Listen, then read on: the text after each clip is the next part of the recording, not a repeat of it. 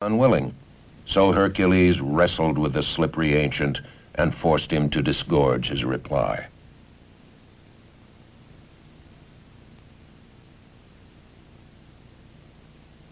The right corner is filled with a curious winged trio, hard to identify.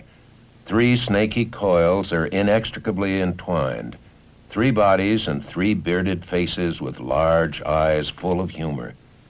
Greek mythology is full of such changeable, many-sided creatures between Olympus and Tartarus, but not always so friendly.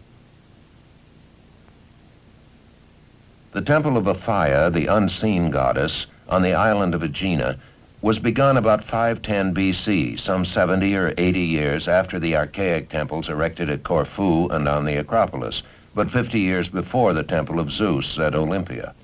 It lies among wind-tugged pines on an almost inaccessible hill, this temple.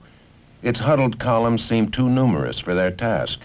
They're not grouped to contain anything, but to form, 32 outside, 24 within, an articulated shape of their own, a 3-dimensional sculpture, the sum of its own parts. The limestone was covered with light-colored stucco of marble dust. The colors of the entablature must have been dark blue for the vertical elements, bright red for the horizontal. On the floor of the cella, traces have been found of red plaster. On the roof ridge at the top of the temple, there was once a tall acroterial group. The composition on this pediment was framed against a background of blue, to mirror the intense sapphire blue of the sea. Hair, clothing, and weapons were all in vivid colors. Only the bare alabaster skin was left in natural marble. The figures from which the color has now disappeared are preserved in the Munich Glyptothek, and the grouping has been rearranged in the light of modern research. The theme of both subjects, the wild fighting before Troy. Athena is appropriately in the center, unapproachable in her Olympian calm. On either side rages the violent surge of battle, penetrating the very corners of the pediment and perfectly adapted to the contracting angles. Never before this time had marble been so masterfully worked, nor movement through knowledge of anatomy so exciting.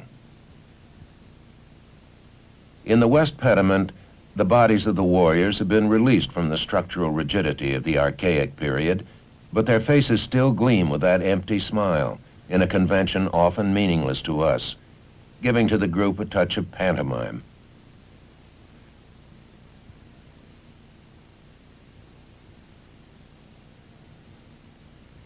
The east pediment was carved about 20 years later. The modern reconstruction has been changed and corrected several times with the progress of archaeological studies. The composition here is freer, has more movement, is no longer narrowly confined to the space in the pediment. The faces have lost their frozen look and reflect what is happening. One can see awareness coming into being. Hercules lets fly an arrow. The head of the Nemean lion serves him his helmet. From the older west pediment, a dying warrior pulls an arrow from his breast. The act alone indicates the tragedy. He lies fallen in battle with no true bodily heaviness, his face still lit up in a smile, each lock of hair in place as though he accepts death without paying attention to it.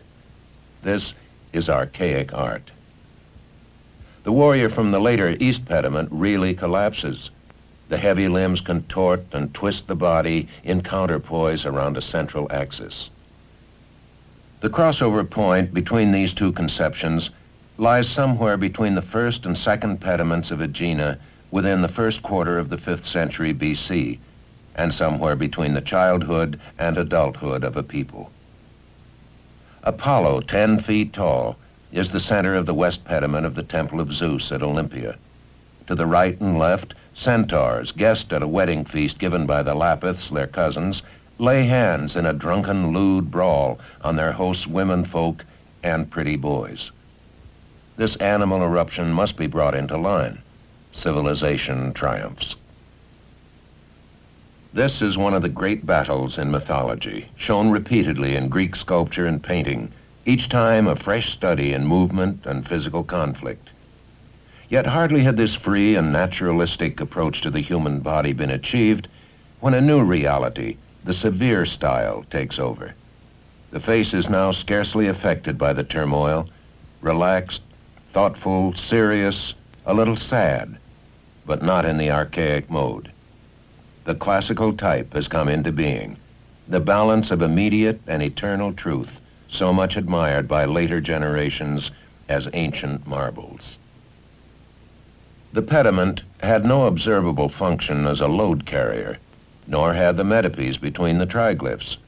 They were just panels covering an empty space, and they were used in Doric architecture for pictorial decoration.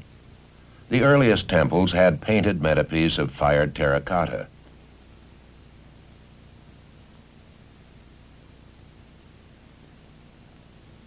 A plaque from the Apollo temple at Thermos shows Perseus, who had slain the Gorgon Medusa and is running away from her sisters.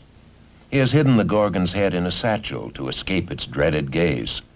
The artist shows it peeping out.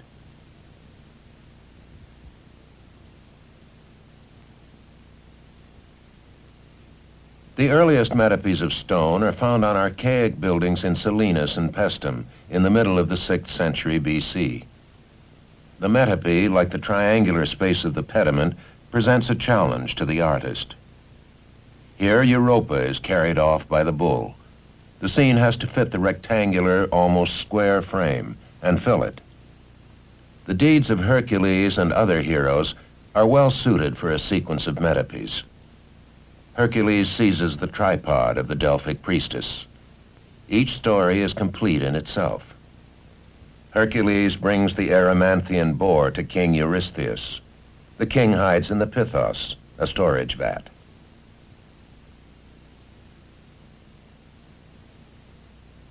Hercules versus the giant Antaios. The Kerkopes were twin pygmies, well-known cheats and swindlers. Hercules caught them disguised as bluebottles, spoiling his sleep. He hung them like meat from a pole. We meet this story in Paestum and a little later in Selinus. The twins, seeing Hercules from an unusual viewpoint, make indelicate jokes about his hairy bottom. Hercules laughs and lets them go, demonstrating a sense of humor not usually attributed to him.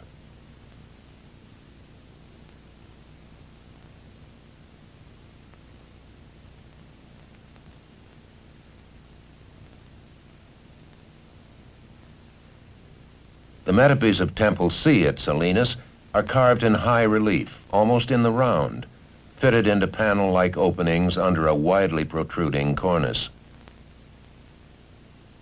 There are traces of color on a thin layer of stucco. The background is red. Reconstructions in the museum at Palermo reveal cornice blocks with the guttae and the original triglyphs. The Strom carving, sided by vivid coloring, brings out the detail of the metope against the shadow of the overhanging cornice. Sculpture and painting come together, a vivid picture book of Greek myths.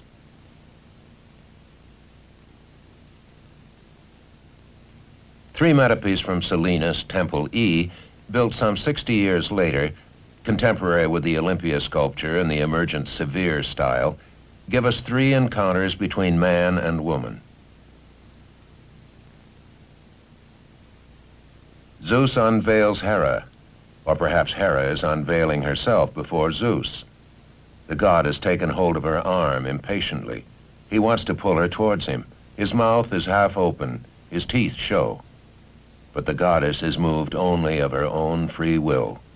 Yielding, she triumphs.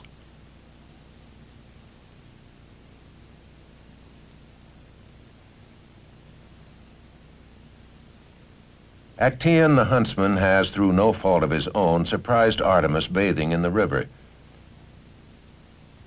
She throws the skin of a stag over him, and he's torn to pieces by his own hounds.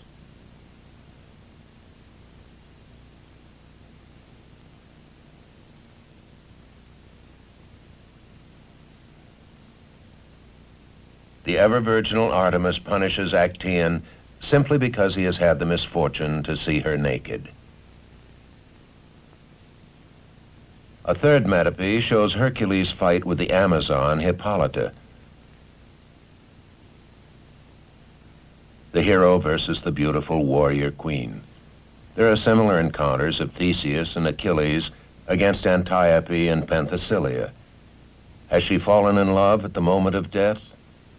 She does not ask for mercy. He, on the downward stroke of his sword, might gladly grant her her life, but their eyes meet a fraction too late.